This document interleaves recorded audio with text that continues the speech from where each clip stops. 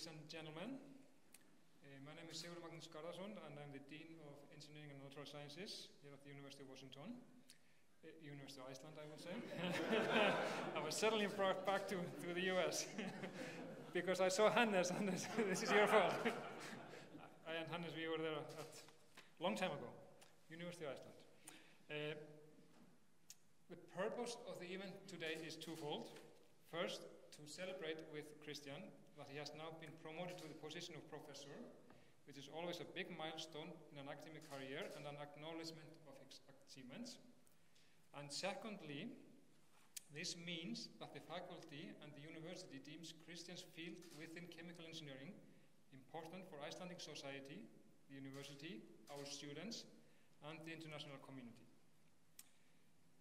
During his time at our school, Christian has been very instrumental in building up the chemical engineering field within the school, and he has also served on a collaboration joint committee with Alvotech, which has among other things, led to an establishment of a new program in industrial biotechnology.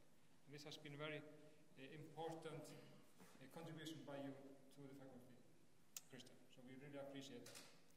So it is a pleasure to invite you to the podium to give your promotion lecture, Chemical Engineering in Iceland. So I'm looking forward to see how you look at these things. So Christian, please.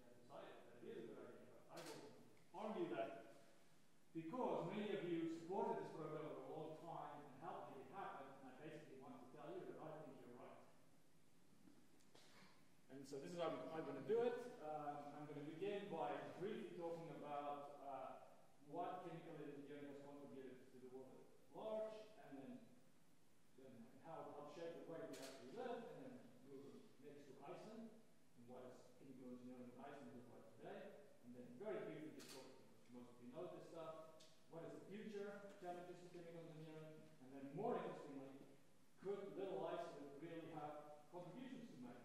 And I think we do, and I will tell you about some of them, and that will naturally lead into some of the research projects that I'm working on, together with many of you. And then finally, the last part, I will keep our tradition, and I will briefly map out my academic path, and I will end by trying, in part, to answer the question, why am I happy here? So, let's start with the first part. Why is chemical engineering, in my opinion, worthy of being part of our portfolio? And I floated some of my ideas to Ollie, and Ollie told me, it sounds like you're bragging. And he said, everything you're saying about chemical engineering, you can also say about mechanical and industrial. So I realized that it sounds like I'm saying that we need more chemical engineering and less of the rest. And so this is my disclaimer. There is a university in the US who have this famous annual debate, this competition, winning merit, and they get the scenario is they tell the students you can take one faculty member with you to present his field, you can spend a year on an island or maybe longer, and which one is the most worth taking along? And then they debate, and the main point that I want to make is here all the years that they debated all the disciplines, and chemistry never won, chemistry against the liberal arts, but mathematics for this school is the winner, and that's my way of just saying I'm going to make the argument for chemical engineering. I'm not trying to say it's better than mechanical or industrial, although it may sound like that. I'm just trying to make the argument, and I know that each discipline could make the argument. And so the main point is not that we need to take mine and take yours way, that we need all these pieces to explain our world and solve our problems, and that here at the University of Iceland we were lacking a piece which I really believe is worth having. Repeat again. Those of you who supported this program and helped make it happen long before I was here, I think you were right. And so what I'm going to share with you now is a really brief version of something that I always share with the students, because I think it's important.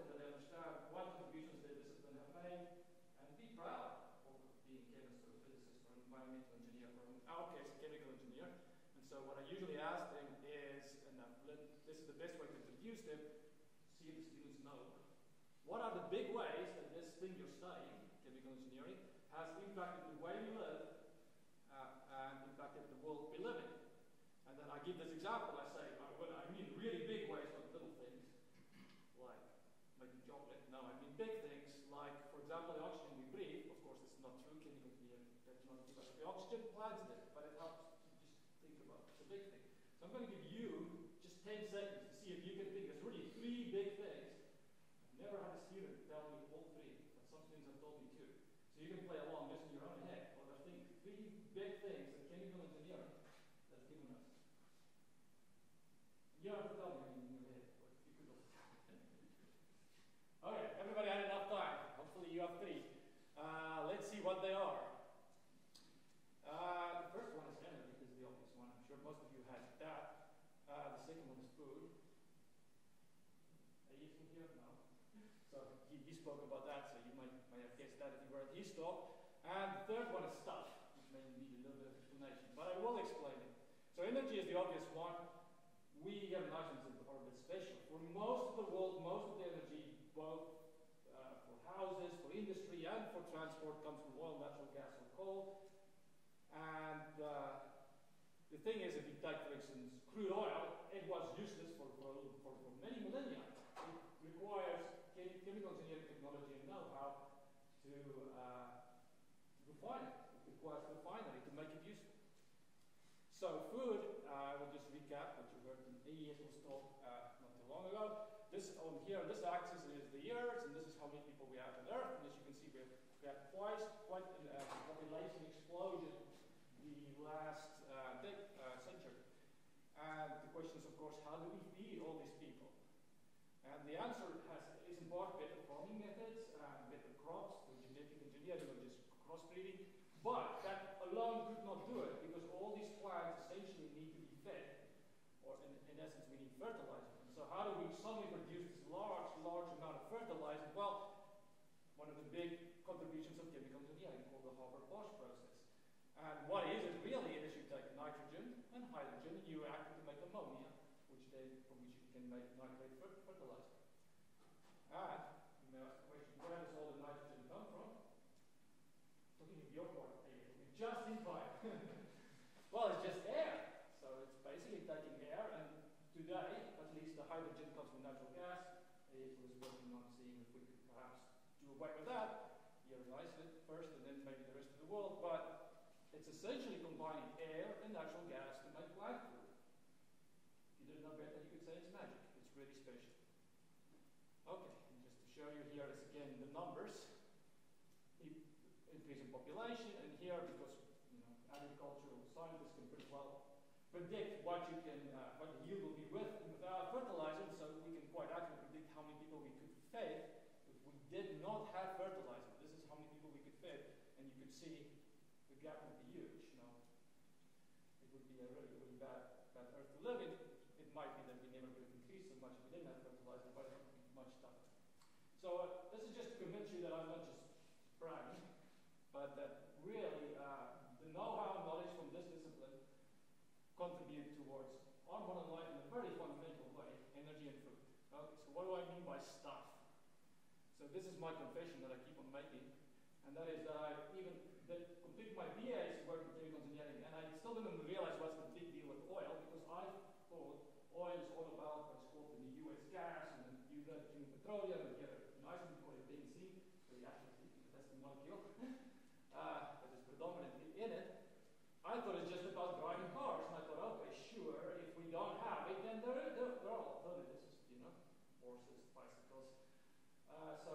So why do we have these wars? Why is it such a big deal? And of course, transportation is a big deal, because it's not just us in school, it's stuff moving around. But what I did not realize, and I only realized later if you're a chemical engineer, is that the things around us, a vast majority of them have carbon atoms in them. And the majority of those carbon atoms come from either natural gas or oil. So you basically, if you sit here and you look at your clothing, you look at the label, if you don't have a local paper on, then it's synthetic fibers. It's probably natural gas or oil carbon. If you look in your home, any closet, any liquid in there is probably either oil carbon or natural car, the rubber, plastics, your phone, it's just ubiquitous. And so one of the challenges that we have if we want to replace these fossil fuels is not just replacing the energy, but also replacing carbon. And so we're going to talk about that a little bit when we talk about Iceland, because here in Iceland, this is of course the one thing we don't have, and so we think of this maybe even before the rest of the world. Okay. So in summary, like I tell my students, when they say chemical engineering to their friends or their parents, the challenge is that people have all kinds of nasty ideas of what it really is about, because the name is kind of bad. But the truth is, chemical engineering is really about the know-how of providing us on planet Earth the energy, the food, and the materials that to really sustain modern life the way we are. Okay, so how does it look in Iceland? And so what I'm going to show you now is something you guys have seen. It's just a slide that I used on Husqvarna today. Basically, the chemical engineering jobs we have, and I want to start with this because this is one of our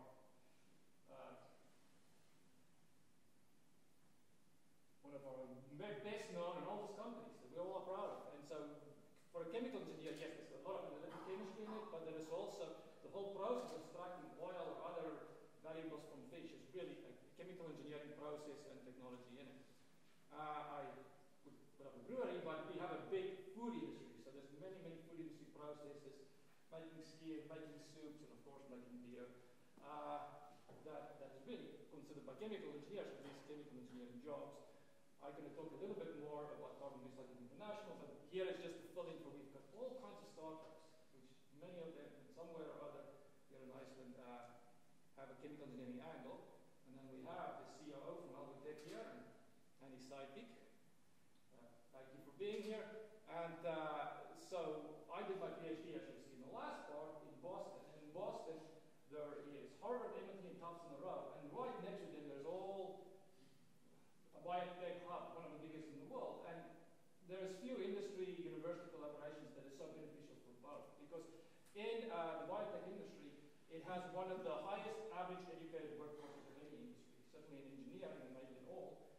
And this is really nice jobs to have. They're intellectually stimulating, they typically pay very well. And so basically, if we want to follow the if we look at the Boston example, we would be very well up at University of Iceland if Alvotech succeed and vice versa.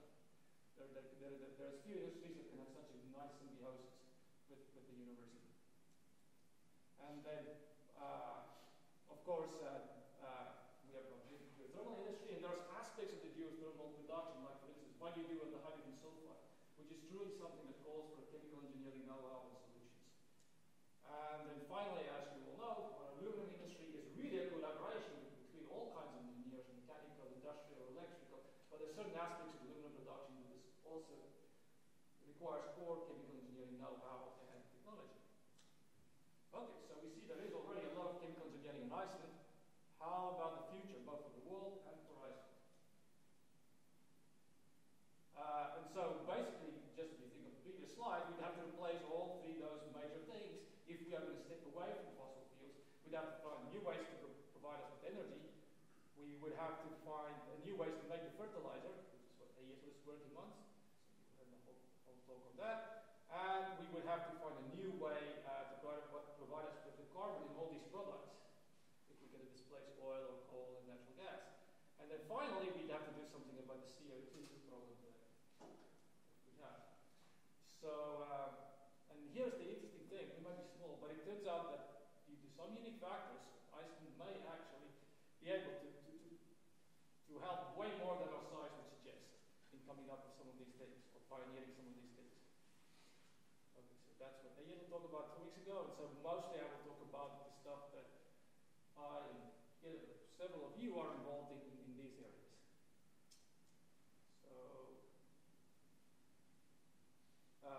okay, that's landing. Okay, so of course in Iceland, you'll see soon, we do not have fossil fuel, or do we? So we're going to briefly do a little slide and just answer that question. Do we have fossil fuel or not? And so as many of you know, and well, few foreign visitors, there's a little island north of Iceland called Grimsey. There's a picture. And then sort of surrounding it is an area which collectively, I guess, can be called the Tjörnin Basin. Probably need mathematics speaker to say it right.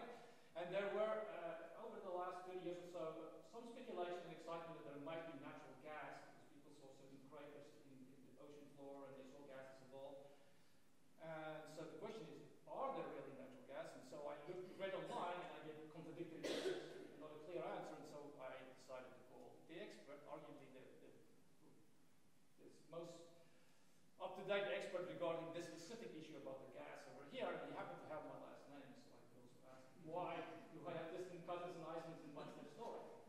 Which he wrote a whole website about, so I've got the whole story. So anyway, so here it is. The answer is, according to the expert, this gas now, they've made boreholes, and most likely there is no gas. That's the short answer. So we do not have natural gas, even though if you look online, there's lots of hope and speculation. But there is also another thing, and that is the Dreki area, much deeper, and there is the possibility that there might be oil. So, of course, I wanted to know the expert's answer on that. And the answer on that is a bit different. He and most geophysicists believe that it's very likely that there is oil, based on the similarity of that region with other regions, for instance, where Norway gets their oil. Then there also a lot of remote scanning was done in this area.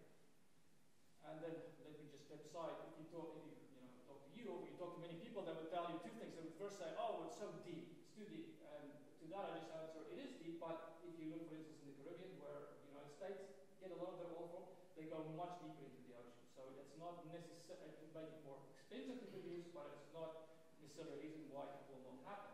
The second thing you would hear, oh, it's the Arctic and the conditions is so harsh. Again, that is a concern, but again, the Russians go into much harsher conditions to produce both natural gas and oil. So those two things by itself doesn't mean it's not going to happen. The real question is that if there is oil, and Bjarni's opinion and many others is that there is. The bigger question is there enough to make it commercially viable? And to that, we just do not know the answer. And the reason we do not know the answer is no exploratory wells have been drilled. That's the only way to know for sure, is to drill a couple of wells.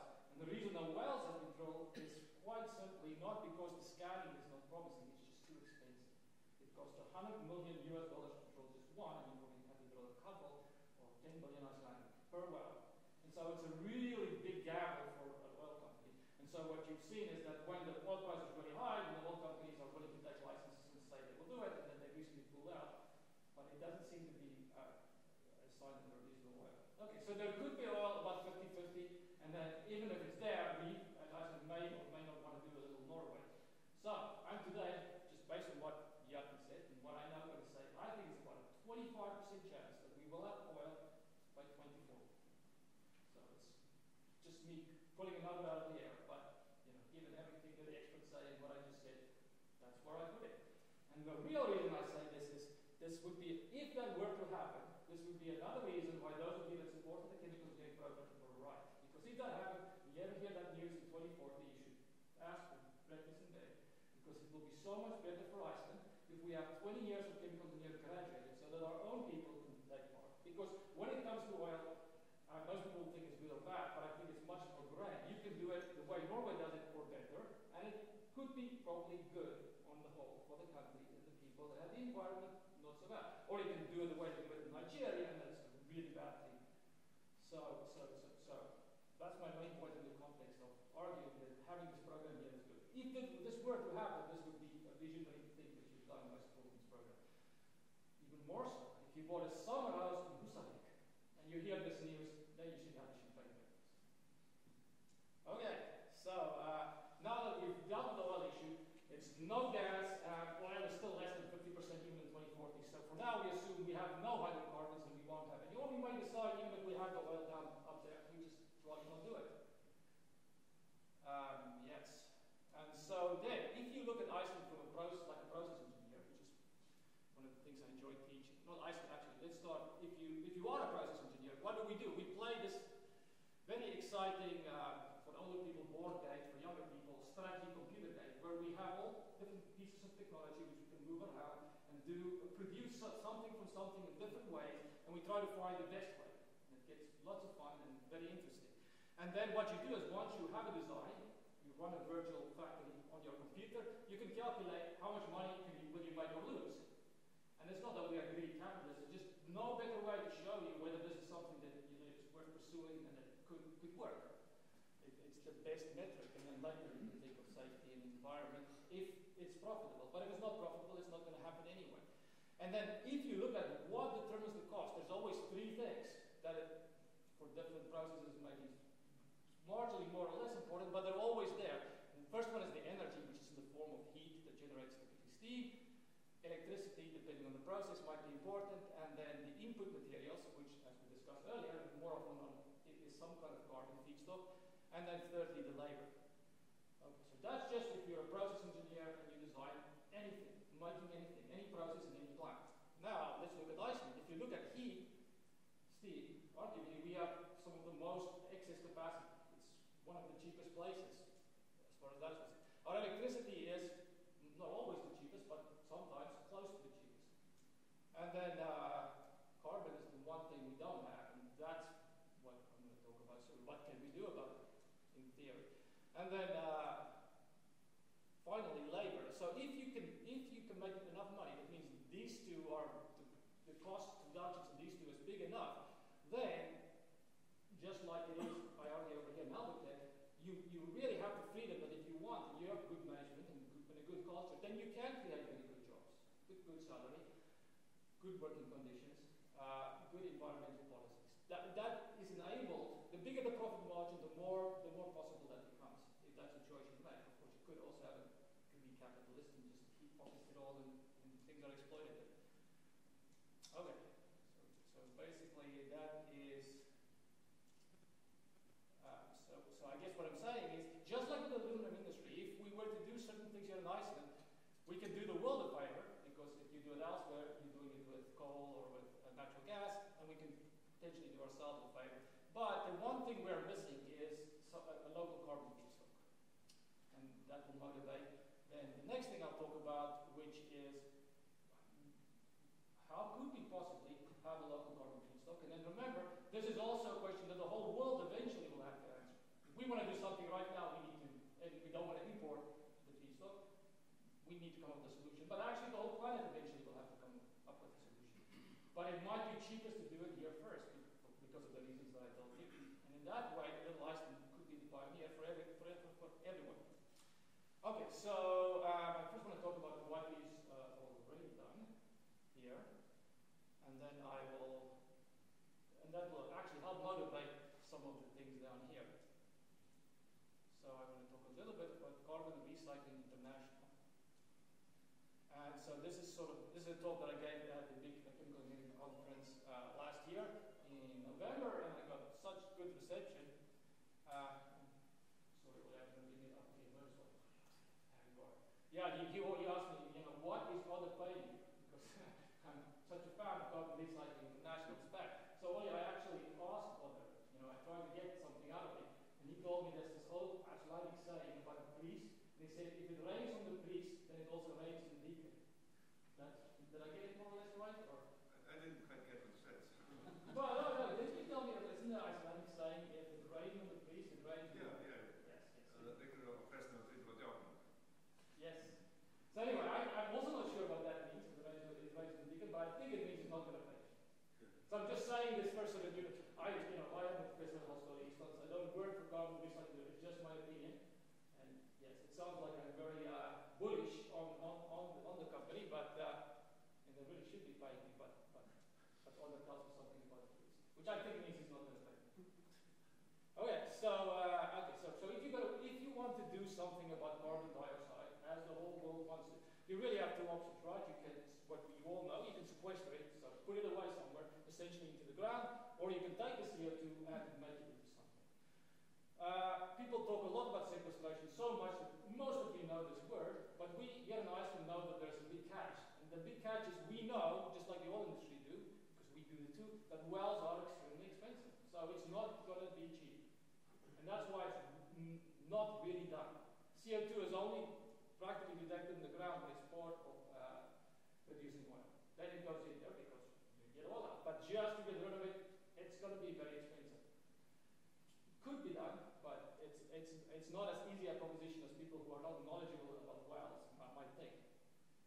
Okay, so then let's talk about the alternative. Take the CO2 and make it into something. And when I was in the United States and I worked in the field of look into these things, this is often from a scientific point of view how we thought about this problem, making something out of CO2. We look at its Gibbs energy and we see it's about 400 kilojoules per mole. That means it's extremely stable. If you compare it to something else that's stable, like water, we know water is stable, it's almost twice as stable. Not quite, but almost. If we compare it to something that is a chemical building block that's easy to make something of carbon monoxide, we see it's about 3 times as stable. If we compare it to a fuel, methane, which could also be a chemical building block, but an easier one, then it's about 8 times as stable. So it's a really hard thing to do to make something from CO2. And so if you face this fact, then there's 3 logical possibilities. We're trying to do something really hard, but it's actually impossible. We just don't know it yet, we're trying, but it could be so hard it's impossible. It could be that it's possible, but we need some big revolutionary scientific breakthrough, some super catalyst, some nano gadget, right? That we need, and we need to, somebody at Oxford or MIT needs to come up with it. Or it could be that we have actually technology, we just need to play with it. As chemical engineers, we would say it's catalysis and process design, and it's actually not as hard as we think. This supposed challenge, the way the scientists think about it, might be bigger than it really is. And I've discussed this sort of a thought, that I've said it in my own way, but I think this is one of the lessons we get out of CRI, that before I came here, like many people in the US, I thought it's A or B. But now, I think based on CRI, I think it's more like C. Okay, and I like to put it in a little bit of the big picture context. So let's talk about what CRI has done. And I did not know this before I started making this talk, but I find it interesting. So it turns out that our planet has a lot more CO2 than even I knew. And so this is sort of the experimental record. So the Earth is about 5.5 billion years old. And this is how much CO2 there was. And then over here, we don't really have a reliable record, but people think, they speculate that you can extrapolate backwards, and then we had between 80 and 95% CO2 in the atmosphere at the very early Earth, the cooling Earth. And then, how did we get rid of all this CO2? That's the interesting thing. There were everybody thinks plants, but plants came a lot later over here, as you'll soon see. And it turns out that the Earth is just of the right size, so that our pressure on the ground is 1 atmosphere, and our temperature, we're not too far or too close to the sun, so that we basically have liquid water and water vapor. We have water cycles, thermodynamics. And it turns out that CO2 dissolves in water as carbonic acid, and then over time, if this repeats, we can basically remove the CO2 from the air over a long time, and we end up with carbonate rocks. And that's really what, over a very, very slow time scale, remove most of the CO2 down to a few percent where this sort of reaches an equilibrium. And that's then where plants stepped in and gave us both oxygen and, of course, as you know, the plant removed and filtered very effectively the remaining CO2 and gave us oxygen. I'll show you some of the data, the more recent out to the scale of millions of years and billions of years, and you can see basically the oxygen level going up to the 21% we have now by mole, and also the CO2 going down to the 280 ppm it was before the Industrial Revolution. So that's basically the story of CO2. And then chemical engineers like to, if we want to see where is the carbon today, in billions of tons, we have 720 billion tons in the atmosphere, much more in rocks, which is safe, and it will be there forever. Then we have quite a bit left in fossil fuels. Now, a lot of this is so deep or so far, we will never get it out, but much of it is exploitable. And then we have exchange between the sea and the air, which is roughly in equilibrium. In steady state, we call it chemical engineering, and between land and the air, which is roughly in steady state. The only thing that's not in steady state is this. It's us human beings essentially reversing what plants have done. And that's why as you can see here, of course, especially, as you all know, we sped up the Industrial Revolution, so we went from 280 parts per million in the air before the Industrial Revolution to around 400 right now.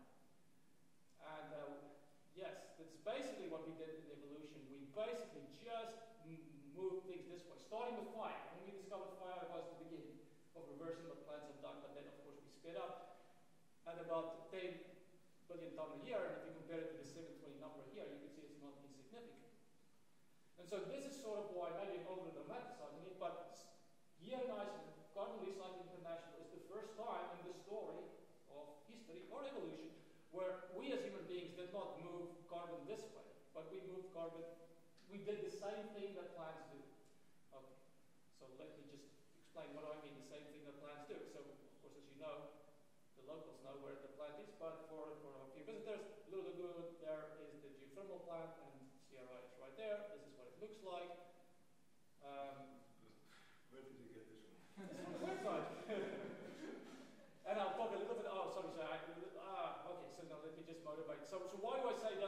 plants do. I thought I had a slide that shows that. Now I get to where I was right now. So essentially the plant takes in water and takes in CO2, just like plants do, and it puts out carbon fuel, just like plants do, methanol, and oxygen released into the air. And this is it's an industrial scale. So people, of course, have done this in the lab many times, but nobody has shown that we can build factories that doesn't do this, but we can build factories that do this, and they are, and we're going to talk about it now, close to being economical. It's not, it doesn't even require a miracle. Okay. Okay, yeah, so, but I just wanted to say a little bit about how it happens, and of course, as you know, Adler is here, and then this was his two partners in crime, and you've got a money guy on board later.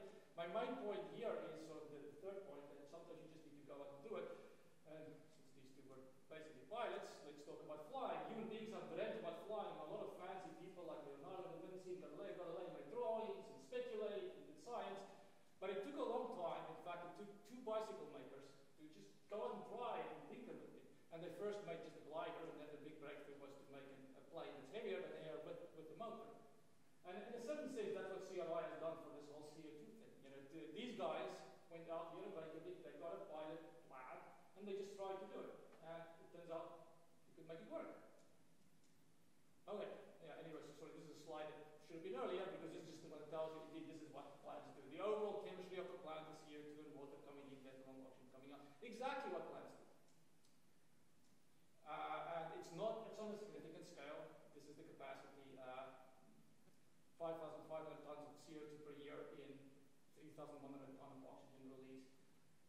And just to say, of course, everything I spoke now is before me, because there's other these compatriots in the company. But right now, we are, of course, they're a small company, and they have big facilities for catalysis, and we have better facilities for analysis and making catalysts. So whenever we can, we help each other. And Krishna's recently been recruited on board just to help us synthesize catalysts.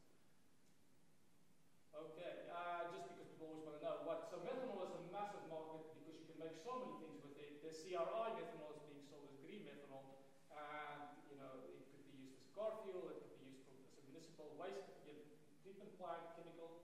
It helps the organisms grow that clean the water, and also it can be used in green plastics. And the main thing is the price is about twice what you would get for refinery methanol.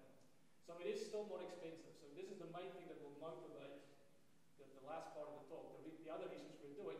But what you see over here on this axis is how big your methanol plant is, how much methanol you're making, and then this here is how much it costs per ton. So and then making it from different ways. And this was done by somebody called George Olah in the United States. And so, for instance, the natural gas and the coal data points are data because we have plants. His CO2 points are just estimates, you know, the kind of estimates that I spoke about earlier, and so forth for the other ones. But the main point I just want to make here is that if we estimate roughly what CRI is making it for or selling it for, well, it's not completely known what the cost is, but we can estimate what it is. It's roughly somewhere here, more or less where George Olah estimated it. And then if we draw a line through the cost for making methanol from coal, that's the black one, and the cost for making methanol from natural gas, that's the red one, we see that a very important thing in this industry is just big. The bigger the plant, the more you can make money. And it turns out now you really have to build a plant with this very big size, 1 million tons per year, if you want to make money. If you build a smaller plant, then it's too expensive, you go out of business. And this is the size of the plant I just showed, the one we have here in Iceland. So the main point is over here, and then I don't want to get too technical, but the difference in the equipment is quite similar. So on the first order, they would probably scale roughly the same way. And this is perhaps the second lesson that we see from CRI. Unlike what most academics would have thought, that it would be 10 or 100 times more expensive to make methanol from CO2, the reality seems to be that it's much closer than we thought. It's still about twice as expensive, but not 100 times. And the key thing for making it cheaper is the same as for a standard methanol plant. It's just economy of scale. So this is the one lesson. We just need to make it cheaper. And well, that is the next step, right? Yes, and so rumor is that there's a plant coming in Norway about 10 times bigger. That's the next step for CRI. And then you need to go actually another 10 times bigger to get the economy of scales that could be profitable on the regular market. But for the green market, you could probably And then the other thing, okay, so that's one way to make it cheaper. The other most important, biggest cost for this process is actually the hydrogen. So, yes, I said, like plants, you take in water, but then what you need to do is you need to split that water into oxygen and hydrogen, and that is what consumes a lot of electricity with current technology. So, that's basically what I want to show. Right from the beginning of CRI's process. And this is just a picture of the plant, and there is no electrolyzer in this little black hole, just to make it concrete. And so this is the second way. There's really two big ways that we could make CRI's type technology, but as you'll soon see, most of the green solutions that everybody's dreaming of, this is the key thing. Most of them need hydrogen, and making that cheaper, that is the thing that will make the biggest difference to making green technologies more viable.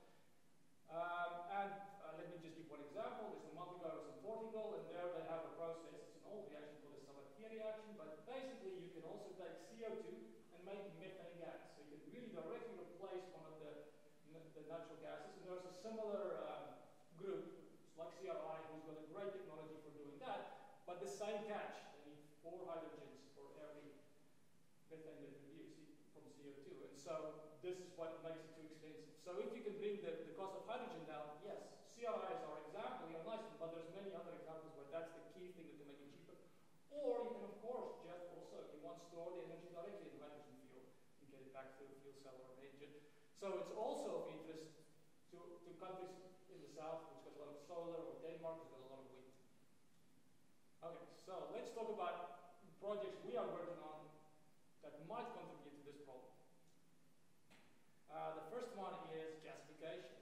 So what is gasification? It essentially means you take something with carbon in it, and for me and Runar here practically, it means the first project we're working on with Thorpa is just waste wood. Even here in Iceland, we don't have forestry, but we have much more waste wood than you might think. And then eventually we want to work our way to paper. Plastic is a bit difficult, but maybe. And so what you do is you put it into this piece of equipment that we are assembling right now as we speak, UPR3. Eventually what we might call container village, because I have a little container lab. Because we don't want to smoke up your guys on the second floor and your computers. So, but we have a solution for that. So what do? You put let's say your waste wood in the gasifier, you add steam, and then this chemical reaction gives you carbon monoxide, which if you remember a little bit earlier was that much more pliable, typical feedstock from which you can make many things, and then hydrogen, which we just spoke about. And so this is something we can do in Iceland, and that's why it was very appropriate to think about bringing gasification to Iceland even before I was here, and I was an easy recruit to steam. And then the other one, we're going to start a little money to look into seaweed, because that's another one we have an abundance for. And there's other possibilities. We have a small industry, but these two have been done in other places, for instance in Alaska. So you can take the leaves and the branches of the forest they don't want, and you can turn it into carbon fuel and hydrogen, and fishery waste in Alaska has been shown to be a good feedstock too. So this is a good fit for Iceland. Makes sense that we are doing what we're doing, I would say. And this is what our gasifier looks like. Of course, the other thing that you need in the Runar's project, we're really focusing on the small scale for now, because that would be probably the first step. And this is something that could go in a place like Western Isle or West Fjords in a remote place. And then the easiest thing is just to take that carbon monoxide and hydrogen, and you can put it into the engine and just generate electricity and heat. Okay, that's in a nutshell with gasification. None of you want to know more, or me. Then the next step, we'll go back to cheaper hydrogen. And like I said before, this is something that's really of interest all over the world. In the US, there's a big program in the Department of Energy called Hydrogen at Scale, that I know a bit about because I review for them. This. And then all over Europe, there is interest primarily because, sorry, later slide. Anyway, down the bottom you can see that the Spain and Portugal is because they have a lot of solar energy and it's really expanding, but you need a way to store this energy, and hydrogen might be a good one if we did not lose so much of the electricity in the process. And then in Denmark we've got wind, and in Germany there's quite a bit of solar also that is intermittent. So this is potentially a good sell for Iceland, but for all of Europe. And so we are in the early stages of putting together, and I'll tell you what we have already done, a recent proposal, maybe something smaller in Iceland first, and then eventually in Europe. And so these are sort of main partners in crime, but I've already started recruiting many of you. And the main, laser is back, wonderful. So my German master student put this together, sort of summarize the main idea. What we propose to do is combine some of the excess heat capacity in Iceland and the relatively cheap electricity and produce cheaper hydrogen, and I'll show you in a moment how. And if we can pilot and develop it here, then it's useful all over Europe. And the reason why I'm kind of excited, I don't think anybody can really match the team because we have us, University of Iceland. You'll soon see why we have some of the right expertise. We have the world's, as I just argued, first plant that actually does something about the CO2 problem on an industrial scale. And for that plant, the cost of hydrogen is a major factor, as it is for many others, but we have a demonstration case that we could potentially have as a project partner. We have the geothermal companies, of course, always interested in using their waste heat and electricity. And then here in Scandinavia, we have actually the world's biggest and first alkaline electrolyzer company, which is the simplest, most robust in any alk. We don't have them on board yet, but we hope that there's other options, but we would like to. We have to have an electrolyzer company on board for what we want to do. So what do we want to do? We basically want to exploit this basic thermodynamics that I'm showing here, which is on this axis here, the temperature, and on this axis is the blue line tells you the Gibbs energy, which is basically how much electricity do you need to make the hydrogen. And then on this axis it shows you how much of the heat you're using, the heat in the water. And so you can see the hotter it gets, you need less electricity and you use more heat. So there's one catch though. This curve is at 1 atmosphere pressure, where most alkaline electrolyzers run. And unfortunately, as you know, water goes to steam at 100 Celsius. So you can exploit this a little bit, but not that much. So obviously, maybe it's better to go to a higher pressure. For example, if we produce at 80 atmosphere, which happens to be where CRI has to make methanol, which is the optimal pressures, then it's beneficial for the end user because they don't have to use compressors, which add also electrical cost, not so much, but also complexity in the process. They tend to break. So you can in part or completely eliminate the need to compress if you put, and then of course you have to put in the water just for the pump, which is much easier. But the second thing is, of course, you can extend this line because water at 80 atmosphere we can go up to about 280 to 300 Celsius. So you basically can get this beneficial effect a lot more, and then this is where we start by things we have done. So me and my German master student last semester, we spent a whole semester, but we more meticulously calculated compared to anybody that at least have published that I know about how much you could save then, and the answer turns out to be about 10%. So you'll soon see that in a typical electrolyzer, 40 to 30% of the electricity is lost when you make hydrogen. So let's take the 30% example. If we were to do it at 80 atmospheres and about 280 Celsius, so we can use geothermal waste up to 200, and then the electrolyzer typically can give you the extra 80 by the own heat it produces. We can reduce the electricity loss by 10%. So instead of losing 30% of your electricity just through heat, when you make hydrogen, you will lose only 20. Okay, so that's the conservative estimate just based on the thermodynamics. Okay, so let's just go over this a bit. So let's talk about electrolyzers. The state of the art is surprisingly inefficient. We've had electrolyzers a long time, but like we just said, 40 to 30% of any industrial electrolyzer that you could buy, you will lose that electricity the moment you try to make hydrogen in just heat loss. And the reason for that is just because when you do it at room temperature, the reaction is slow. And so then you have to use what is called an overpotential. You have to put extra voltage, and that's where the loss comes in. So those of you who are in the field will know this number very well. 1.23 volts at room temperature is precisely what you should need to put in, but in reality you need to put in way more, or it's so slow it's useless. Okay? And there's been a long search for better ways or electrocatalysts with no success to make this faster, to reduce this overpotential. So from a scientific point of view, that's what's interesting. So basically from an engineering point of view, we know we can save 10%, but there's something else that's interesting about this project, and that is, let me just make an example. If we go back to CRI's process and also the way that methanol is made in the standard plant for natural gas, there's a catalyst. And in the standard plant, it's copper zinc oxide. And that catalyst works amazingly well. It makes only methanol, it doesn't make side products, and it does it fast enough so that you can build a commercial plant. But that is at 280 Celsius. If you were to put the same catalyst at 80 Celsius, virtually nothing would happen. So my point is that basically if we are going to start operating in a different place, and this is sort of what the cartoon illustrates, people have looked at the room temperature very extensively and found nothing in terms of a catalyst that could reduce this overpotential. But if you go to the higher temperature, first of all, things tend to speed up anyway, so you may not need such a high overpotential. But in addition, we can sort of look more extensively for a catalyst. We can search and we have a better chance to find something really interesting. And then here at University of Iceland, of course, we have people that could both do the electric chemistry, more important, do the theory and explore the model. And I should, of course, say it's not like nobody have tried it, but because of the difficulties, because 80 bar is not an easy place to operate for a regular lab, and the temperature, the amount of exploration, experimental trial and error in terms of looking for catalysts in these conditions is very limited. Not nothing, but it's very limited. Okay, so that is why we are sort of slowly working towards a hydrogen proposal. We think it's a really good fit for us in Iceland. And then the last little thing, recently, Holman is not here?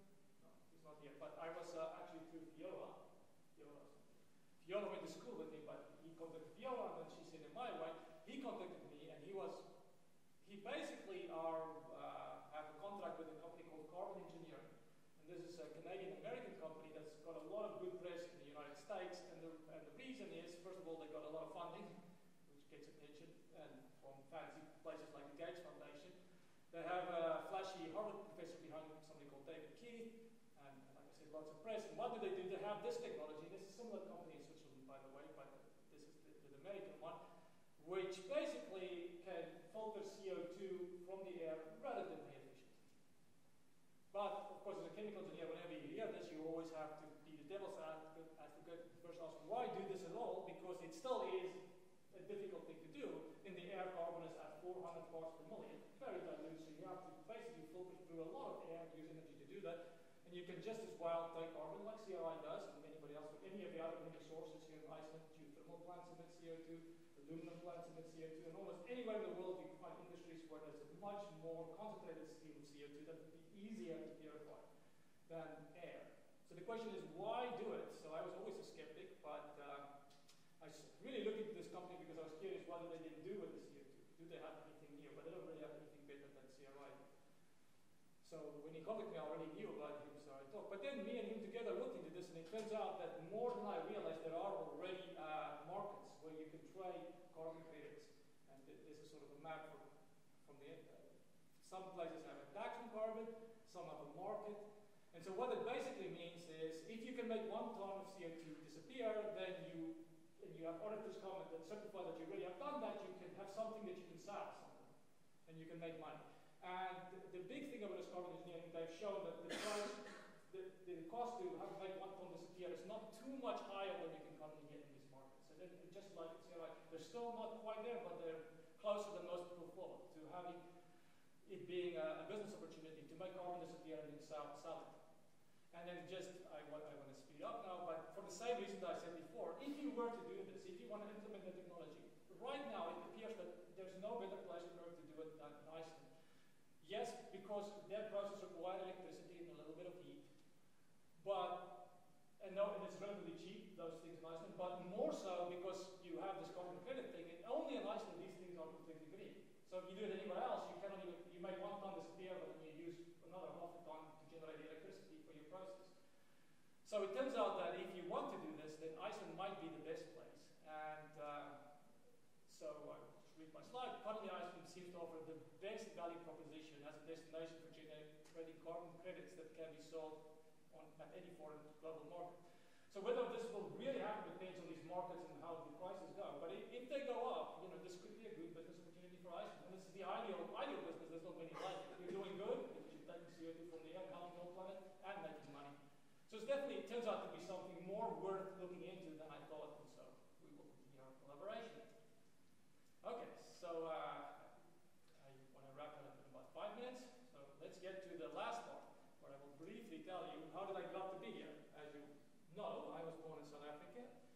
Pretoria, the capital. And I thought, there's so much to tell that I'm just going to do a little psychological game. I'm going to put the first 3 things I think about on this slide. So it's highly random, but I could. So you might or might have noticed I used to play rugby, which is very popular in South Africa. This is one. This is a bit of a confession. In high school, I never thought I'd be an engineer or a scientist. I thought that I'd either become a diplomat, because just like in Iceland, we are very proud of being South African in Africa, but we also feel like we're on the edge of the world, so we all want to go and do stuff. And in my head in high school, I thought diplomat is how you travel the world and go see it. And I had a religious phase, so I thought I might even do something religious at that point in time. And then, like many teenagers do, I had that. And then the third thing, I guess, I sort of naturally followed this based on this, and then I got my conversion moment at age 21. Actually, it's kind of weird. That shows that I'm really a nerd. My father asked me, what do you want for your 21st birthday? And I saw this book that looked interesting to me, but it was too expensive. So I said, I want this book. And he bought it for me, and I read it. And I was really impressed by Physics for Poets by Robert March. And that was my conversion moment to the path that I took now. Okay, and so what did I study at first? Before I knew I was going to become an engineer or scientist, I studied BS education, but I majored in mathematics. And I will show you a few influential people also. So he's a professor now, emeritus, retired, but he was a mathematics professor. And when I studied mathematics, I kind of liked it, and I also did it because I had a scholarship, but it could never be enough applied for me. I didn't like the abstract stuff so much. And he's a BS mechanical engineer. He did his PhD in mathematics and then became a mathematics professor. So we sort of connected, and I ended up doing a little bit of research with him in the thesis. So we have an extra degree in South Africa between BS and MS called honors degree, for which you do a thesis. And unfortunately, he's a bit of perfectionist, so I worked so hard for that thesis, harder than my PhD thesis. But just for you guys that work with this, and my colleagues too, I wrote a thesis on the consistency and the stability of the finite element method for 4th-order differential equations, which for a mechanical engineer is basically vibrations. So when you're computer engineers or people like Holder give a talk, now you know why I have an idea what you talk about when you talk about ways of solving differential equations. Anyway, so he also connected me up with one of his former students who was a professor in Nebraska in the United States, and that's where I continued. And then that's where I basically started over and did my engineering in Lincoln, Nebraska. So I really liked it there because it turns out if you study in the US in the middle of nowhere, that you make a lot of good friends because there's people from all over the world. And I liked it so much that I stayed a bit longer and did an extra master's. But eventually I found my way back to chemical engineering, and I went to the big city of Boston, where at Northeastern University I did my PhD. I had 2 advisors. The one was a physicist, experimental physicist, and so I spent a lot of time in the physics lab making nanoporous materials. And then my chemical engineering advisor is a catalysis person, and that's basically the story. And of course, student life in Boston is also really something to experience. Okay, and then next, that previous slide should have shown me moving down to New Haven, Connecticut, but it's somehow didn't work. And then I did my postdoc, and we are, as you might know, we're very fortunate to have Charlie Schmiedelmeier with us, my postdoc advisor, who gave me the next big break, and I was able to do what you really want to do in a postdoc, which is learn something new. And I learned terahertz spectroscopy. It was a great talk this afternoon, where you could have learned what that is.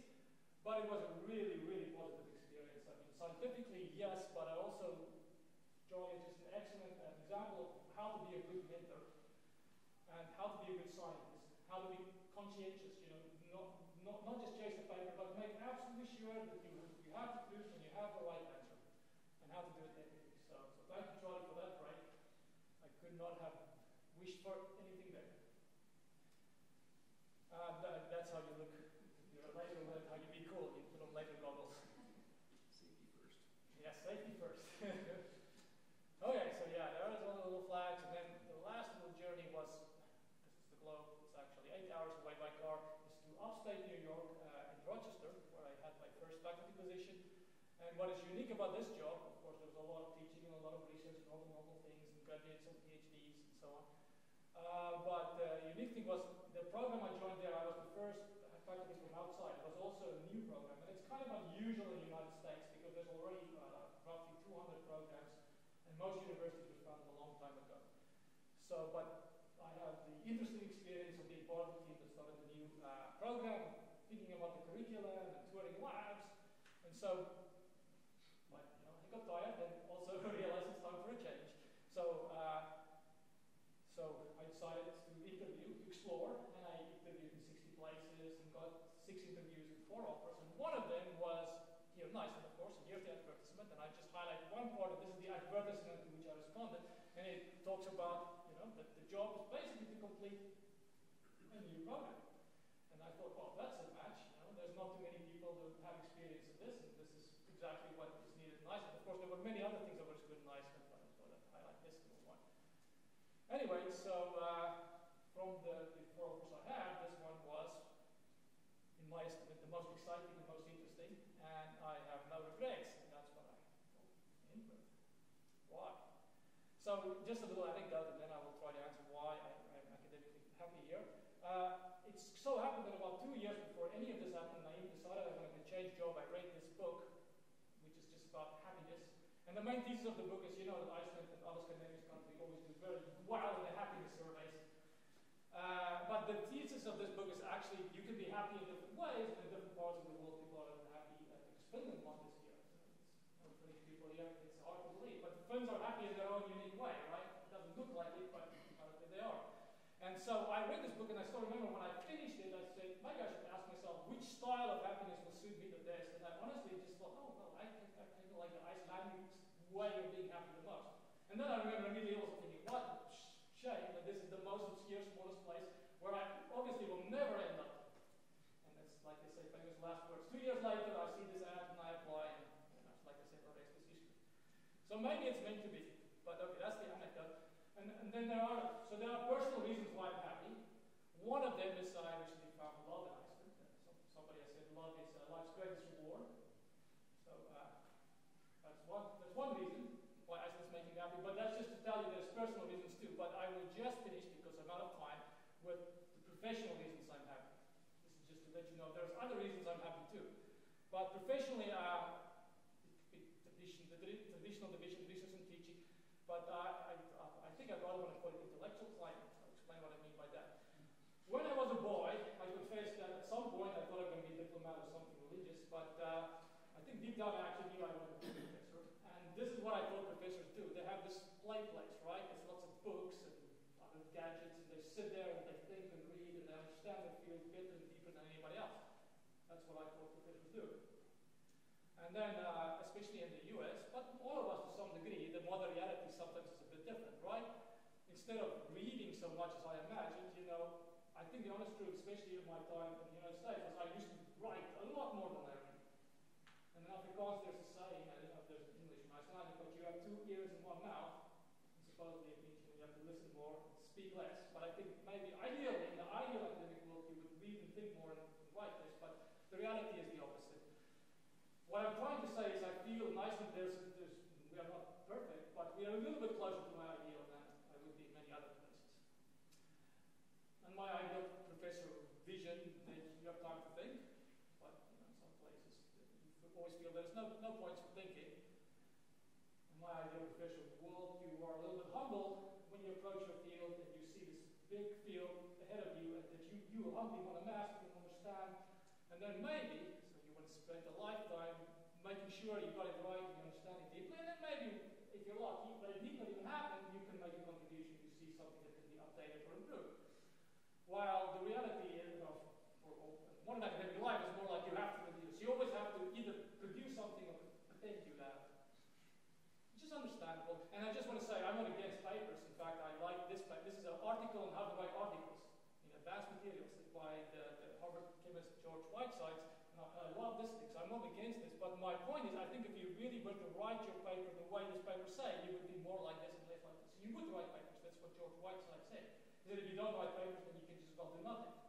He's right, but if you do it in the way that he says, for example, he said don't do a bunch of stuff and then write something.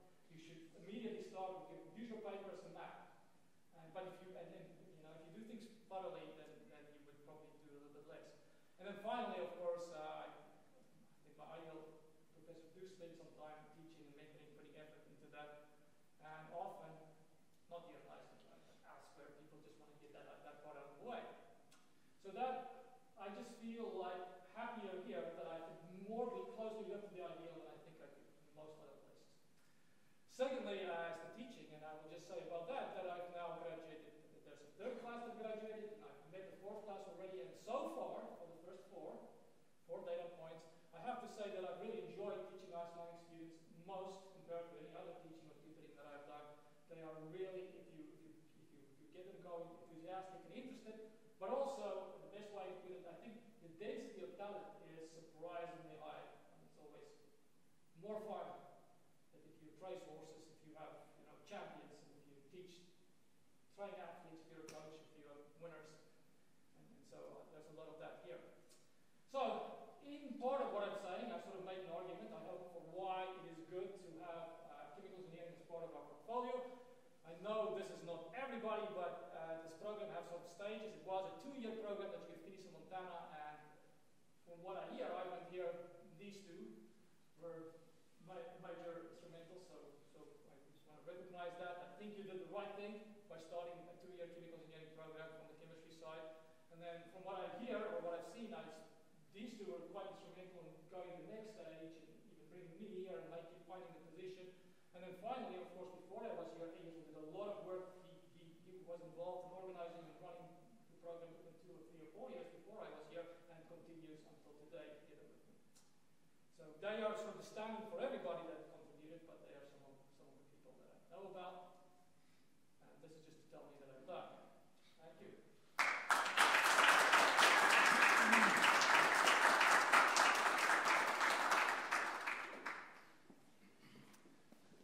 So thank you, Christian. Can you maybe stand over here? Is that okay? Yeah. Thank you. So thanks for this tour de force over chemical engineering.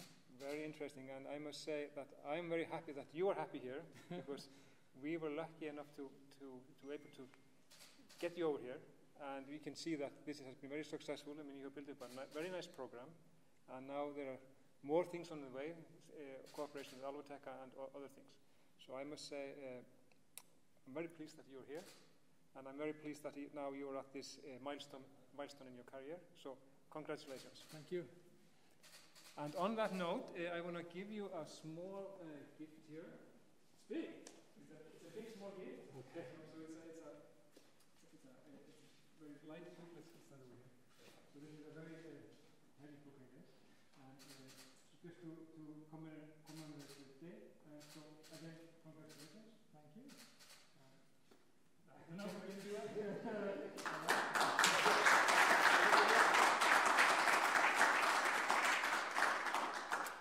And with that, I thank you all for coming. It's very, very nice to have you all here. And there are some light refreshments outside, which I ask you to enjoy, and we can maybe chat a little bit more about chemical engineering.